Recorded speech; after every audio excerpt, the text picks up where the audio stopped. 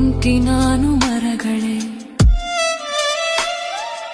ಒಂಟಿ ನಾನು ಎಲೆಗಳೇ, ಕೊಕ್ಕಿನಲ್ಲಿ ತಿಂಡಿಯ ಕುಟುಕು ನೀಡು ಹಕ್ಕಿಯೇ, ಸ್ವಲ್ಪ ಉಳಿಸಿ ತಿನಿಸೆಯ,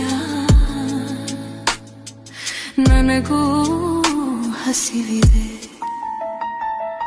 ಕಾಣೆ ತಾಯಿ ಲಾಲಿಯ,